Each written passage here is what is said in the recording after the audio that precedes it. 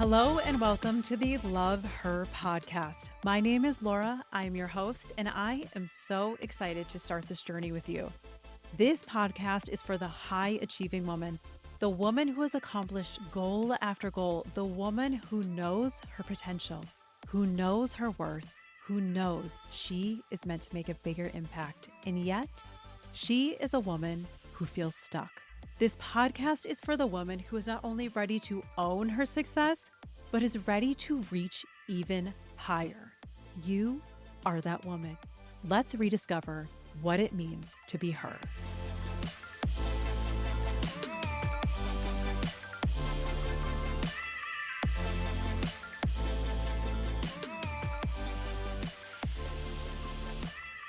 Hello, ladies, and welcome back to the Love Her podcast. I'm your host, Laura, a certified life coach and hypnobreathwork facilitator.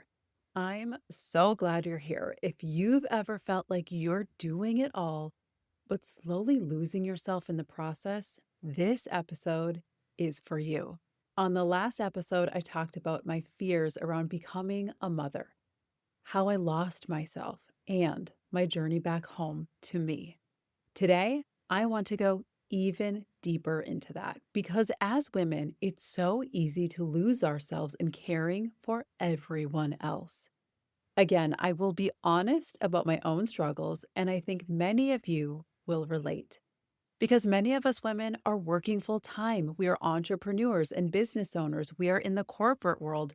Many of us are working our job with a side hustle just to make ends meet, or to simply be able to use our creative energy and do something that we love, even if it's just for a few hours a week.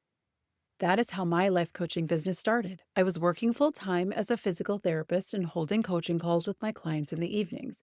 And I was a mom, a wife, a friend, a daughter, a sister. And I never had enough time in my day. And I believed that I had to be Superwoman. I had to prove to myself and everyone else that I could do it all. And I was setting myself up for burnout. One of my low points was when I was at work and I got a call from the bus company and they said, "Your daughter is at the bus stop. Where are you?" It was an early release day at her school and I had no idea. I had completely missed it. I was 20 minutes away. Luckily, my husband was working from home that day and was able to get her at the next stop. Crisis averted. However, it was a new low for me. How did I not know she had an early release that day? How had I missed it? I felt like the worst mother in the world. I cursed myself for not being on top of this, for letting something so important slip through the cracks. And all I could imagine was her thinking mommy had forgotten her. I raced home and found her sitting on the couch, excited because she got to watch one of her favorite shows while daddy finished up his work. I thought she'd be crying, so upset, feeling so neglected, but she just smiled and said, "It's okay, mommy. Accidents happen. I know you didn't mean to forget." It was so comforting to see the experience did not traumatize her like I feared. But the truth was, it wasn't okay. I knew in that moment that something had to change. I had to change. I had been burning the candle on both ends for so long, and that candle had finally burned out. And my child had suffered the consequences, and that is never okay. And in that moment, I made a promise to myself that I would never let something like this happen again. Maybe you've had a moment like that too, where you realized something had to change. But instead of knowing how, you just felt stuck, exhausted, and unsure where to begin. If you're feeling this, please know you are not alone. So many of the women I work with have reached this same point, that quiet knowing that life can be different, that they can be different. As I started to reevaluate my life and take a deeper look at myself and what needed to change, there was one big glaring problem. Not only had my candle burnt out, I was burnt out. In our world today, burnout is a very common theme, especially in women. So, what does it mean to be burnt out? First, I'll give you the definition from Google. Burnout is a state of emotional, physical, and mental exhaustion caused by prolonged or excessive stress. And it goes on to say women are more susceptible to burnout due to societal pressures and role expectations. And it lists some common symptoms such as feeling emotionally drained and exhausted, feeling overwhelmed and unable to cope, irritability and impatience, difficulty managing time and responsibilities, neglecting self care and personal needs, difficulty concentrating and making decisions, forgetfulness, and feeling like a failure. Okay, this isn't even the entire list, but you get the point. So, right now, just take a moment and ask yourself how many of the items on that list describe you right now? What can you relate to? Reading that list hit me hard because 4 years ago, when I hit rock bottom, each and every item described me. I wasn't just drowning, I had been underwater for quite a while. It was about 2 years later that I completely dropped the ball with my daughter at the bus stop. And I had actually made a lot of positive changes in my life by that time. So that incident was a huge wake up call that I still had a long way to go. But for right now, let's focus on who I was 4 years ago when I hit my lowest point. My kids were 1 and 2.5 years old, and I was completely consumed with being a mother. As I talked about in previous episodes, I believed the more I played the martyr and sacrificed my own needs, the better mother I was. And I simply stopped taking care of me. I stopped exercising. I stopped getting my hair done. Other than texting, I rarely made time for my friends. I was in 100% mom mode. I was also working full time. The best word to describe my life at that time would be overwhelm. My symptoms of burnout included exhaustion and at times debilitating fatigue, poor memory, little motivation, and the fear that I was never doing enough and that I simply wasn't enough. I measured my worth by how much I accomplished in a day. And you guessed it, it never felt like enough. It wasn't a joyful existence, but I just kept going because I thought that's what a good mother does. I thought I was being the best mom for my children, but in reality, I was showing up half alive. And eventually, my body forced me to stop and reevaluate my life. Here's what happened. I started having abdominal pain, and finally, it got to the point that I could no longer ignore it. I had blood tests, x rays, and an MRI, saw doctors and specialists with no answers. Finally, I saw a GI specialist who came highly recommended. He looked at my MRI, pushed on my stomach, and then sat me down and told me his diagnosis. It was stress.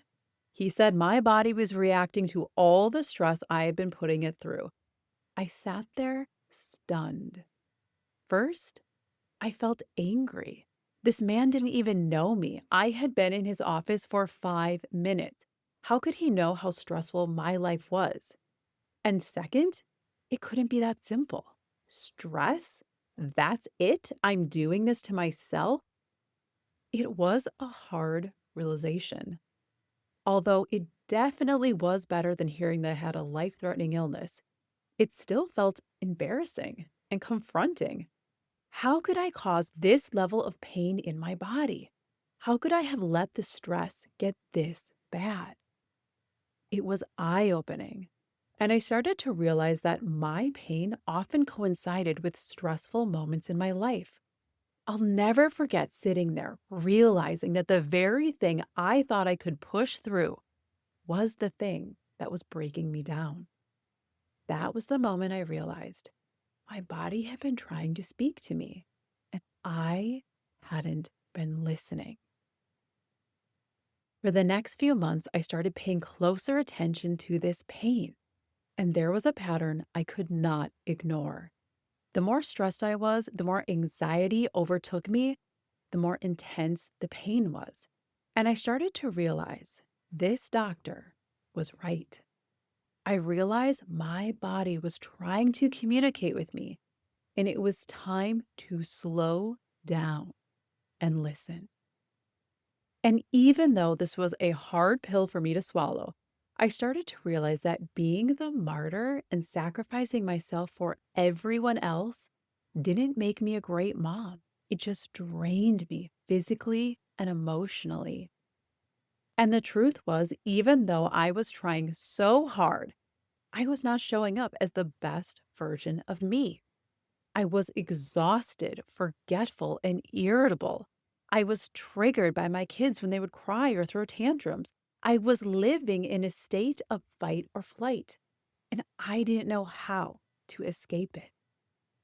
Shortly after this, I hired my first life coach, and she said something that really hit me. She explained it with this metaphor. She said, think of yourself as a bomb, and you have a fuse.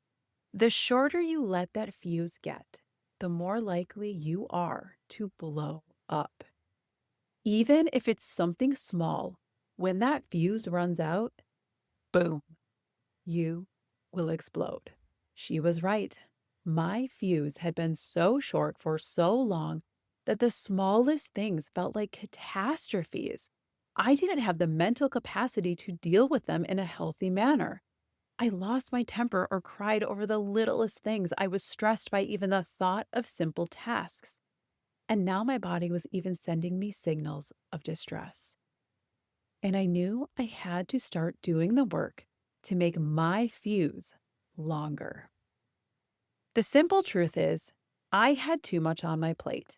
And the thing is, it would be great if you could just get a bigger plate. But ladies, there is only so much time in a day. There is a reason why during this time of your life, when your children are small, people often say the days are long and the years are short because we are trying to fit so much in these days and we're burning ourselves out. The days feel long because when you're trying to do it all and show up for everything and everyone else, you lose yourself. And when you lose yourself, you can't fully show up for yourself or those you love. You might be there physically, but mentally, you're thinking about the next thing, the next task, and you're rarely present in the moment.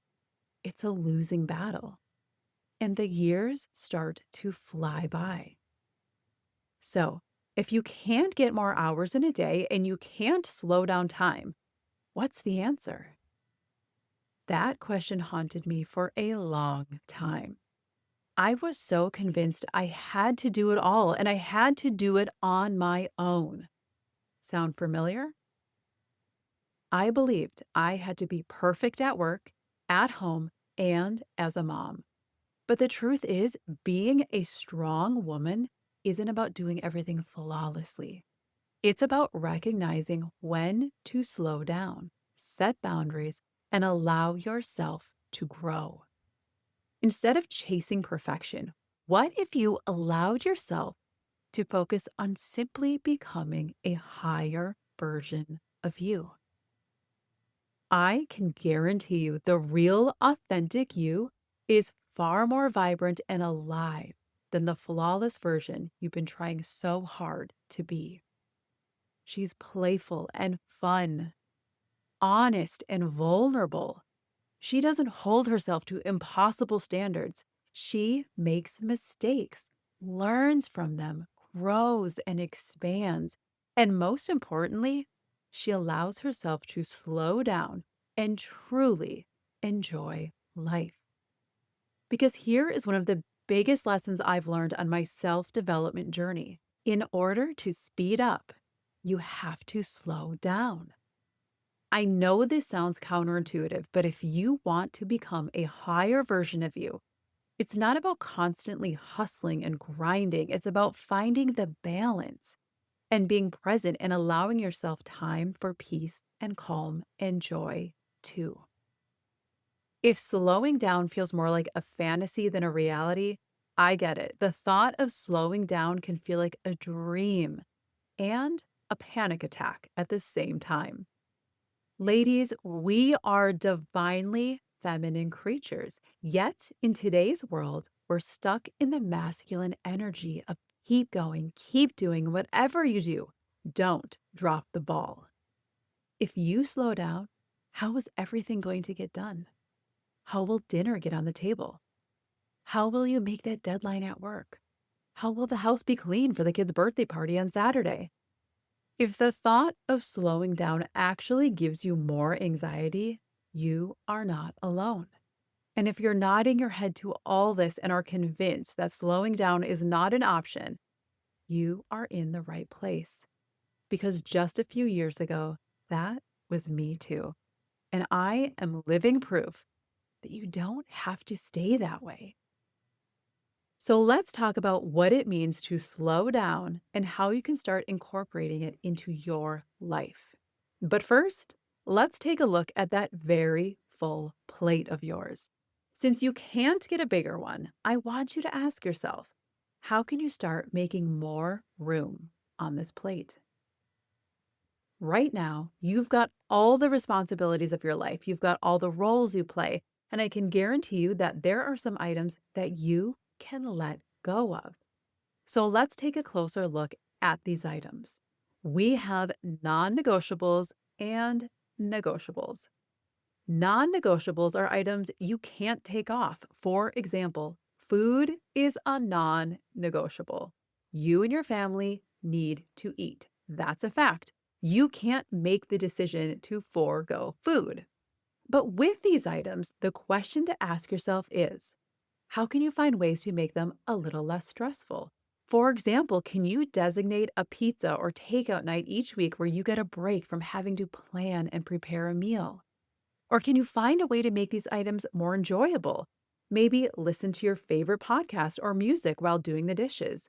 Or even take it a step further by taking the advice of John Kim, the author of the book, The Angry Therapist. In his book, he uses the act of washing dishes as a metaphor for mindfulness, presence, and emotional processing. He describes it not as a chore, but as a practice, a way to slow down, stay grounded, and focus on something simple and physical in the moment. Instead of rushing through it or resenting it, to actually try to enjoy it. You can simply enjoy it by noticing the calming sensation of the warm water. Close your eyes and let it feel like a spa treatment, especially on those cold winter nights. And he talks about how washing dishes can be a form of meditation, a way to connect with yourself, notice your thoughts, and bring awareness to the present. This might sound a little crazy, but as someone who despises washing dishes, it's actually really helped me to shift my energy when doing this chore. Right now, take a moment to think about your non negotiables. How can you make them a little less stressful or even a little more enjoyable? Okay, so now let's talk about the negotiable items. When you consider all the things you are doing, I want you to take a closer look and ask yourself, is this something I need to be doing? And is this something that's benefiting me and my family? Are there activities or groups or obligations that you really don't have to be doing or even want to be doing? Here's another way you could ask yourself this question. Are there things or people in your life that you keep giving your energy to simply because you feel like you should? I'll give you an example of this from my own life. I have some truly amazing friends, but most of them live a plane ride away. And a couple years ago, I decided I wanted to make more friends where I live. I wanted to have some girlfriends to meet up with for happy hour or dinner or to call up on a whim and ask if they want to go for a walk. I was missing the actual face to face connection. So, when someone asked me to join a local women's book club, I jumped at the chance. And although it gave me the opportunity to meet so many wonderful women in my area, I also quickly realized I simply didn't have the time to devote to this. I was still working full time and seeing my one on one coaching clients in the evenings. And my biggest struggle was making sure I was still giving my children the time and attention they deserved. And here's the kicker, I didn't even have time to read the books. So I was showing up feeling guilt for spending another evening away from my children, feeling shame for not having read the book, and overall just feeling defeated. But I kept going because I had put it on my plate. Oh, I knew how to put things on my plate. And ladies, if you're anything like me, you are very good at piling more on, at doing the balancing act so that everything sits just so, and maybe teeters, but nothing quite falls off. But we can't sustain this forever. Eventually, it starts spilling over. Things start falling off. And I don't want you to get that call from the bus company asking where you are as your kindergartner is being dropped off at the bus stop. You don't have to wait for a big wake up call. You can start making changes now. So, right now, let's pause for just a moment and breathe on this together. Unless you're driving, go ahead and close your eyes. Take a deep breath into your belly wherever you are. Feel your belly rise. And as you exhale, imagine letting go of one small thing from your plate that is no longer serving you. As you breathe, notice, what does it feel like to let it go? Inhale into that belly. Exhale. And as you exhale, what does it feel like to make more room? Beautiful. And I want to remind you that as you let go of this item, you can acknowledge any guilt or shame you might feel, and you can let it go. Because you can also feel empowered knowing that you are making more room to breathe and become her, the higher version of you that knows the big things in your life get more of your time and energy. I eventually did leave the book club, and although the recovering people pleaser in me felt so uncomfortable and was so afraid to let them down or offend anyone, it also felt so good to honor my needs at that time and to be able to put more focus on my children. And the truth is, the ladies in the book club were so gracious and understanding. We're all in this together, ladies. We're all stressed out. You are not alone. And what we all need to realize is that stress is inevitable. It's part of life, especially when you're working and have small children. And you also have control over how you deal with that stress. On next week's episode, we will dive further into the steps I took to go from drowning in burnout to eventually not only learning to swim, but to make it all the way back to shore. And I will also share with you the steps I continue to take to ensure I stay there. Until then, challenge yourself to look at your plate and identify those items that are taking up space and taking your energy. Let's make room for what really matters because you matter and you get to do the work to keep becoming more of her. When I finally learned to slow down and create space for myself, everything changed. My energy, my relationships, even how I showed up as a mom. That's the kind of transformation I help women create. And if your heart is whispering that it's time, that you're ready to stop running on empty and start living with purpose again, if you are ready to do the deep work to step back into her, I'd love to support you. You can book a free discovery call through the link in the show notes. And before we wrap up, I want to invite you into something special.